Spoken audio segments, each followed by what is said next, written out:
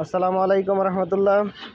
আমরা আজকে 300 কেজি খাবার বানাবো, এই জন্য আমরা এই যে এক বস্তা সয়াবিন, আলহামদুলিল্লাহ আমাদের ফ্রেশ কোম্পানির সয়াবিনটা খুবই ভালো।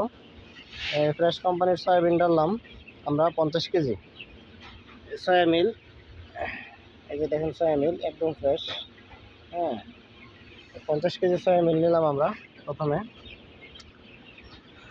আমাদের খাবারের যেটার মধ্যে বানাই সেই পাত্রটা, একটা পাত্রে আমরা এক সমানে 300 কেজি খাবার তৈরি করব। তো প্রথমে সয়াবিনগুলো আমরা নিয়ে নিলাম। এটার সাথে আমরা সয়াবিন তেল মিশাবো, পাম অয়েল যেটা বাজার থেকে পাওয়া যায়। মানে সয়াবিন তেলের মধ্যে যেটা একদম দাম কম, অর্থাৎ জৈমা যায়, ওই তেলটা আমরা নিব আর কি। হ্যাঁ, ওই তেলটাই যে দিতেছে। ওই তেলটা প্রথমে এইভাবে আগে সরাই ছিটাই দিতে হবে। হ্যাঁ, আগে কসলাই মিলাও, হাতে কসলাইয়া। হ্যাঁ, তারপরে এইভাবে সয়াবিন তেলটা যখন দেওয়া হইলো, এভাবে হাতে কসলাইয়া সয়াবিন তেলগুলো মিশাইবেন। হ্যাঁ, সয়াবিন তেলগুলো মিশানো হইতেছে এভাবে। আপনার পুরা আমাদের 300 কেজির জন্য আমরা 4 লিটার সয়াবিন তেল নিব। সয়াবিন তেল মানে পাম অয়েল যেটা, এটা এইভাবে কসলায় মিশাবো ইনশাল্লাহ আমরা।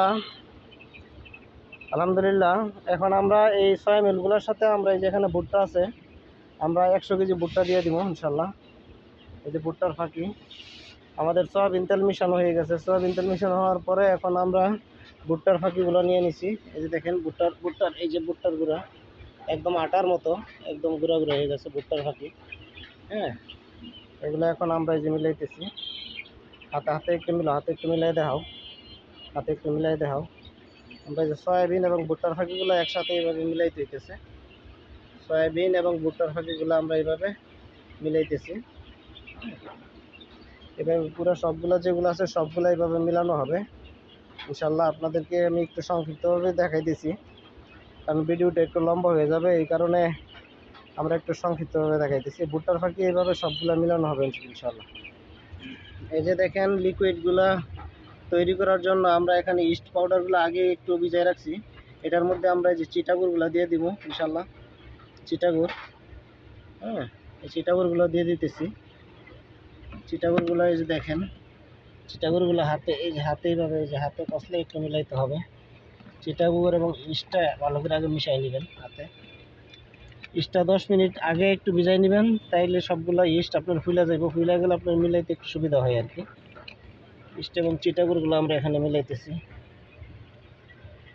আমরা যে চিটাগুড় এবং ইস্টটা এই পানিতে মিশাইলাম, মিশাই এই পানিটা এখন আমরা আমাদের এইখানে আমরা ডাইলা দিব ইনশাল্লাহ। যে চিটাগুড় এবং ইস্টের পানিটা ছিল, এটা আমরা এই যে আমাদের পানির সাথে মিশিয়ে দিলাম। হ্যাঁ, এখানে আমরা 300 কেজি খাবারের জন্য 145 লিটারের মধ্যে আমরা ইস্ট নিচ্ছি। ইস্ট মিলানোর পরও দেখেন এই যে ইস্ট থাইকা যায়, এগুলো হাতে কষলে এইভাবে মিলাই নেবেন। হ্যাঁ, ইস্ট পাউডারটা